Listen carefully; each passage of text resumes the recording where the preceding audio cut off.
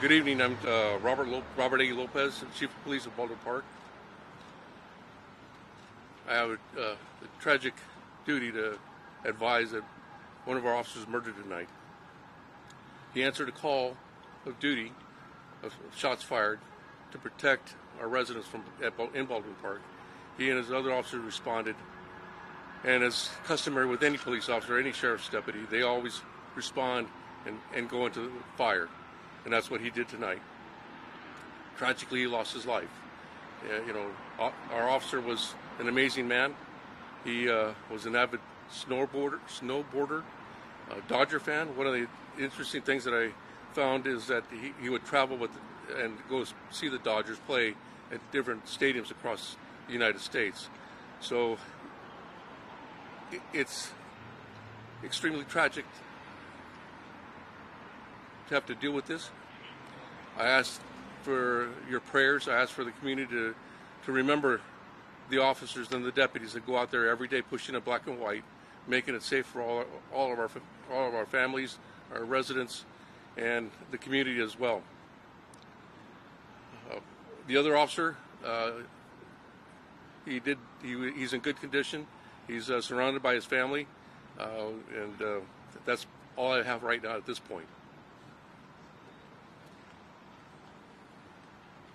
Thank you, Chief. As you can all imagine, it is extremely difficult for all of us to be out here to discuss the murder of a police officer, but specifically for the Baldwin Park Police Department.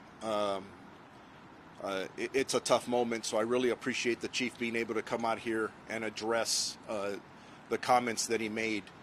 The Los Angeles County Sheriff's Department is taking the primary lead in the investigation of what is going to be, or it sounds like, a double murder. It looks like at least two people, one of them being our police officer who was shot and killed this evening, earlier today. Another individual that was found deceased of apparent gunshot wounds. And then we have the other police officer who was injured, and we're still trying to determine the extent of his injuries. Now, please be patient with us. I know it took us a while to get out here. We were trying to gather as much information as we possibly could, but the information I'm going to give you is probably going to change because it's early in the investigation. And I think most of you were out in the multiple crime scenes that we have out in Baldwin Park. And so there's a lot of our detectives, investigators out there, and they're going to piece it all together. They have to interview witnesses. They have to evaluate the evidence. So there's a lot of work still to be done. But this is what I could tell you, that at approximately 7:12 p.m. tonight, officers from the Baldwin Park Police Department responded to a calls for service of gunshots and a person down. And as the chief said, for these officers, they didn't hesitate. They get a dispatch, somebody may need help, there's shots fired, they go right over there without hesitation. That's what these men and women do every day. When they arrived, they were met by gunfire. And again, I don't have any specifics yet. We're still trying to look into that. The call did indicate that there was an individual that was shooting rounds with a rifle. We're still trying, again, to determine exactly what that was. Obviously, one officer was struck and transported, and unfortunately, he is deceased. Very sad, very sadly to report that. The other officer is in stable condition.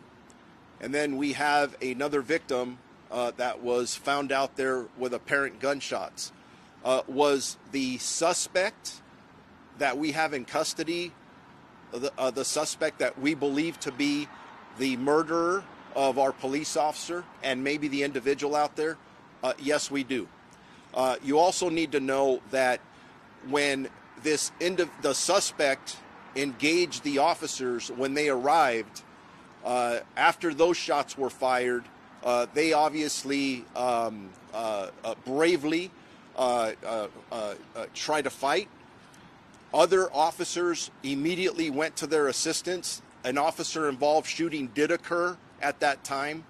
I can't tell you how many officers fired at this time. That's still being investigated. How many shots were fired? That's all still being investigated. But the suspect was struck with gunfire, and he was transported to a local hospital in stable condition.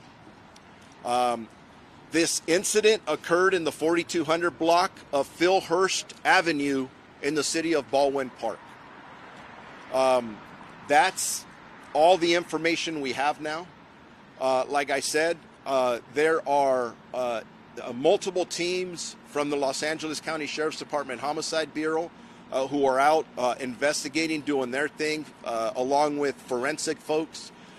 We did have our Special Enforcement Bureau that did respond earlier when there was some, as all these incidents are, they're very chaotic, to clear or help clear a home.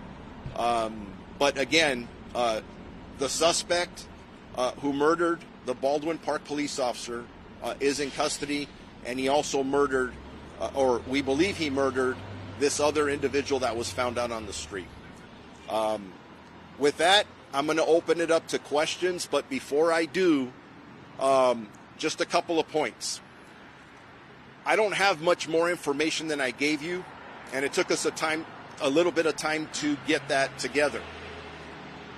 Out of respect for Chief López and the Baldwin Park Police Department, anybody asking about the officers' names, it's not that we don't want to give it to you. We're very proud of who they are. But here's our reality. We still have not been able to reach all the family members. So if any of you may have information about who they are, please don't put that out. Please, I'm asking you, out of respect for their family. Because we have one of the most difficult tasks that we have, that the chief or I or any of us, and that's to go tell the wife, maybe their children or their mother and father, that their loved one is never coming home again. And that hurts. That hurts a lot. So please don't pass on the name. Not now. In time, we'll get it to you, and we'll celebrate this hero as he was. Now, any questions? Sheriff, was an actual weapon from the suspect recovered there at the scene, and you're saying possibly the murder suspect murdered another person in addition to the deputy. Was that murder committed in the house, outside the house, and we know at this point? From the initial information we have, and again, it can change, we believe this may have happened outdoors, but that could change. The weapon that was actually recovered that the suspect used, we know? We believe we have recovered the weapon. What type? We're not going to get into that right now. Handgun? The initial dispatch was that he was shooting with a rifle. That's the initial information we have. We'll have to confirm all that. Nobody else was hit in the neighborhood by any of the rounds that were fired. We were hearing reports of anywhere from 6, maybe 15 or 20 shots total fired between the suspect and between the officers. Yeah, those are all excellent questions, Pete, and that's part of the investigation. We want to make sure that we leave no stone uncovered. The second person killed, were they believed to be an innocent bystander in the neighborhood? Any more information on that? All I can share with you at this point, because we're still trying to identify and figure out what happened, a male adult